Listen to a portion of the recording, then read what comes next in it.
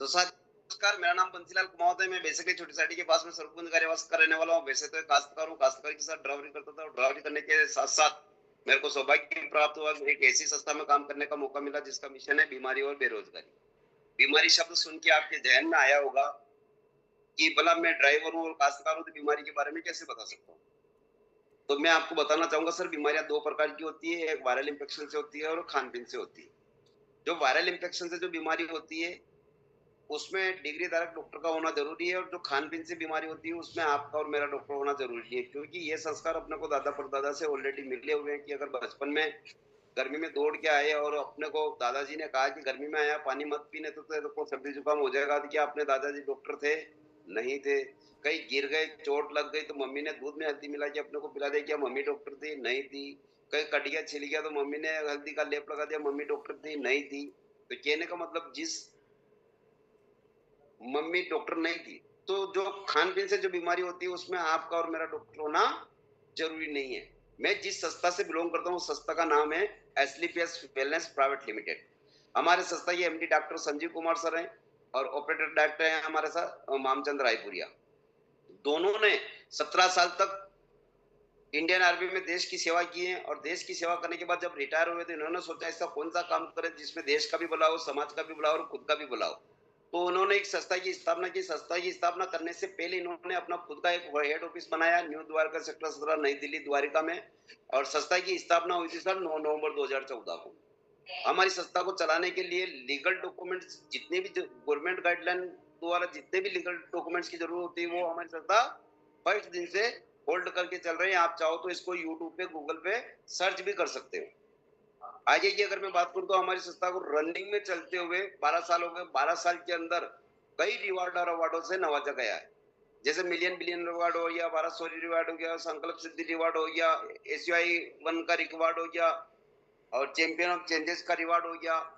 और हमारी संस्था ने 2023 में वर्ल्ड रिकॉर्ड भी बना रखा है गिनीज बुक में जो 40,000 लोगों को एक साथ एजुकेशन देने का। एक फोर्स मैगजीन छपती है, उस मैगजीन में हिंदुस्तान के अंदर 150 करोड़ की जनसंख्या में मात्र 4 लोगों को चुना जाता है, उसमें जिसमें गौतम अडानी है और हमारे सर भी हैं।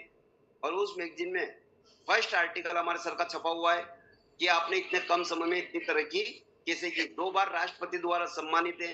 पार्लिया के लंदन की पार्लियामेंट में हमारे बेस्ट प्रोडक्ट का हमारी संस्था को रिवार्ड भी मिला हुआ है। आगे की अगर मैं बात करूं तो हमारा मेन उद्देश्य सर बीमारी और बेरोजगारी यानी बीमारी और बेरोजगारी मुक्त भारत मिशन हमारा मेन उद्देश्य है। मैं 2 स्लाइड के माध्यम से बताना चाहता हूं कि आज से 20 साल पहले की अगर बात करें तो 101% बच्चे-बच्ची घर पे पैदा होते थे, स्वस्थ पैदा होते थे, फल-फ्रूट ऋतुओं के हिसाब से मिलते थे, लोग बाग हार्ड वर्क करते थे और बीमार होते 60-70 साल की आयु में बीमार होते थे और वो भी आयुर्वेद द्वारा ठीक हो जाते थे और 100-110 साल की आयु जीते थे। लेकिन वर्तमान की अगर बात करूं तो 101% बच्चे-बच्ची हॉस्पिटल में पैदा होते हैं, 10% बच्चे-बच्ची किसी-किसी बीमारी के सहारे पैदा होते हैं। और मैं ये नहीं कह रहा हूँ आज pizza burger chow mein cold drink junk food fast food खाने की वजह से अपनी पाचन क्रिया कमजोर हो गई है।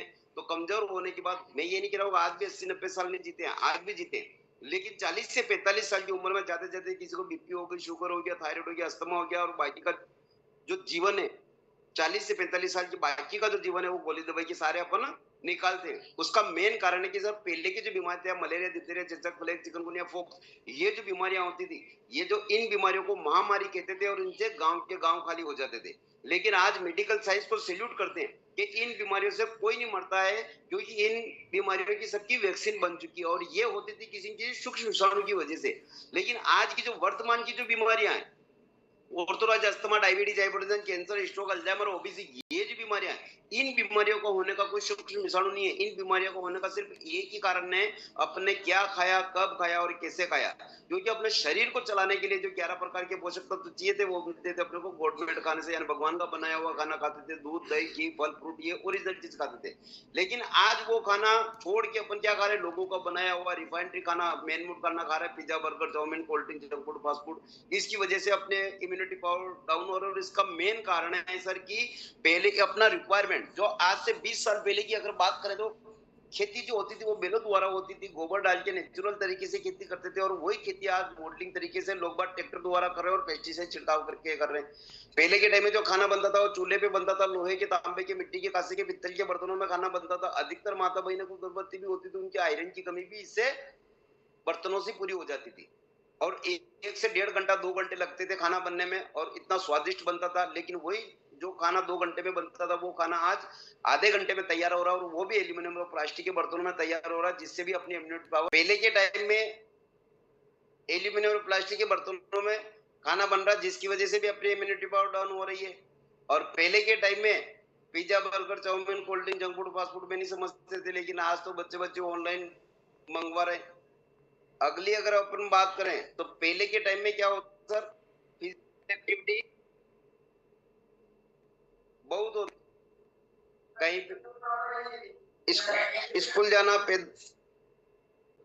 स्कूल जाना तो अपन पैदल जाते थे, पैदल आते थे, है ना। और उसके बावजूद आज क्या कर रहे हैं, आज तो किसी बच्चे को अपन भर्ती करवा रहे हैं स्कूल में, तो वो भी अपन क्या कर रहे हैं, बस वाले से बोल रहे हैं कि भाई बस हमारे घर तक आनी चाहिए, लेने भी आनी चाहिए, ले जाने भी आनी चाहिए। तो जाके आने के बावजूद भी बच्चे बच्चे क्या कर रहे हैं, आके अपन मोबाइल से ये कर रहे हैं। तो इसके कारण क्या होता है, हो रही है। और अगर अपन इन खान पीन से बच भी जाए तो सर एयर प्रदूषण से नहीं बच सकते, जल प्रदूषण से नहीं बच सकते, रेडिएशन से नहीं बच सकते।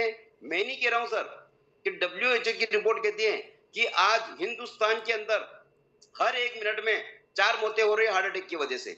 डायबिटीज की अगर मैं बात करूं तो 7 में से 1 आदमी आपको डायबिटीज का पेशेंट मिल जाएगा, है ना। हाइपोटेंशन की बात करूं तो आज 50% लोग हाइपोटेंशन के शिकार है, तनाव के शिकार है, कहने का मतलब है ना, तनाव के शिकार है। अगर आगे की अगर मैं बात करूं तो गायनिक प्रॉब्लम की बात करूं, 10 में से 1 लेडीज गायनिक प्रॉब्लम की शिकार आपको मिल जाएगी। मोटापे की अगर मैं बात करूं तो आने वाले 10 साल में 50% लोग मोटापे के शिकार मिल जाएंगे। जोड़ों के दर्द की अगर मैं बात करूं तो नॉर्थ अमेरिका में जितने पेशेंट नहीं उतने अपने हिंदुस्तान में देखने को मिल जाएंगे। कैंसर की अगर मैं बात करूं तो पूरे विश्व में तीसरे नंबर पे इंडिया को कैंसर की राजधानी माना जाता है। एलर्जी की अगर मैं बात करूं तो 100 में से 20 से 30% लोग एलर्जी के शिकार मिल जाएंगे। पीलिया हो गया, लकवा हो गया, कोलेस्ट्रॉल बढ़ गया, ये छोटी मोटी बीमारियां तो अलग ही है। अगर ये बीमारियां अपने समाज में, परिवार में, घर में कहीं पे भी हो जाती है तो अपन क्या करते हैं, हॉस्पिटल जाते हैं।